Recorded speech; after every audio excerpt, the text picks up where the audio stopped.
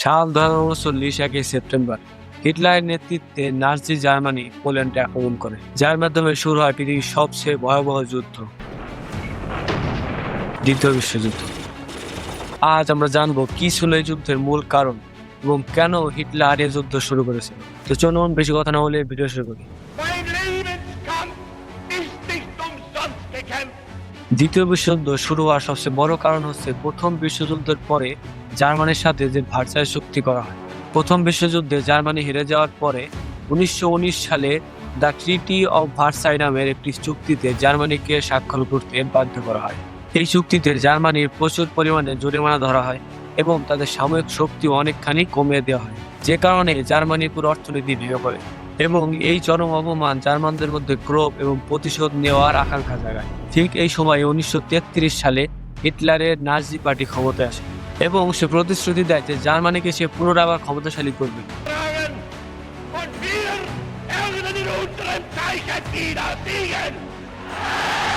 এবং জার্মানির হারানো মর্যাদা ফিরিয়ে আনবে।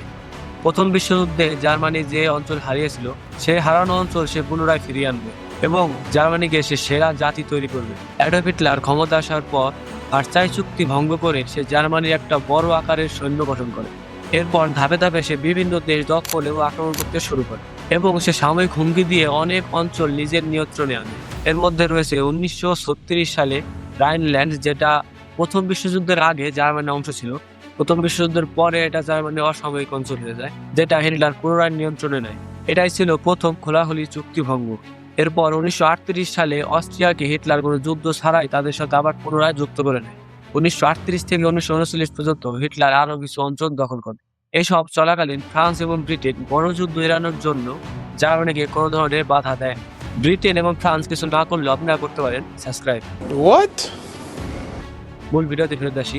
এই একই সময়ে জাপান এবং ইতালি আবার অন্যদিকে তাদের সাম্রাজ্য বড় করছিল।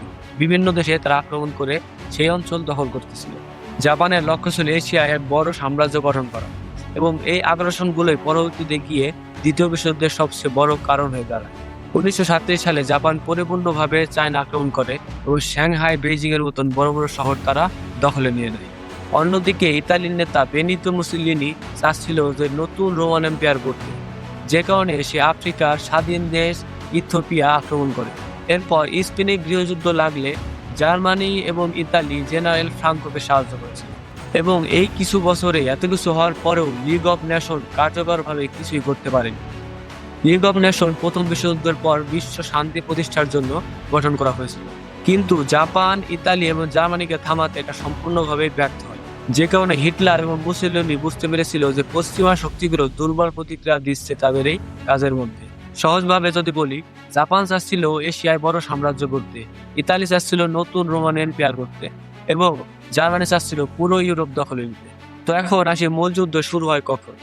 ফ্রান্স এবং ব্রিটেনের যুগ থাকার কারণে জার্মান তার দখলদারি বাড়াতে থাকে এবং 1939 সালের 1 সেপ্টেম্বর জার্মান পোল্যান্ডে আক্রমণ করে এবং ফ্রান্স আর ইংল্যান্ড পোল্যান্ডকে রক্ষা করার জন্য প্রতিশ্রুতি দিয়েছিল, যে কারণে জার্মানির পোল্যান্ড আক্রমণ করার ঠিক 2 দিন পর 3 সেপ্টেম্বর ফ্রান্স এবং ব্রিটেন জার্মানির বিপক্ষে যুদ্ধ ঘোষণা করে। ঠিক এইভাবে ইউরোপীয় একটি সংঘর্ষ পুরো বিশ্বের যুদ্ধে পরিণত হয়। শুরু হয় দ্বিতীয় বিশ্বযুদ্ধ। যুদ্ধের পরে কি হয় এবং হিটলার এত শক্তিশালী হওয়ার পরও কিভাবে যুদ্ধে হেরে যায়, এসব কিছু নিয়ে আলোচনা থাকবে ভিডিওর দ্বিতীয় পার্টে। দ্বিতীয় পার্ট খুব জলদি আসছে, তো সাবস্ক্রাইব করে রাখুন আমাদের চ্যানেল পরবর্তী ভিডিওটি পেতে।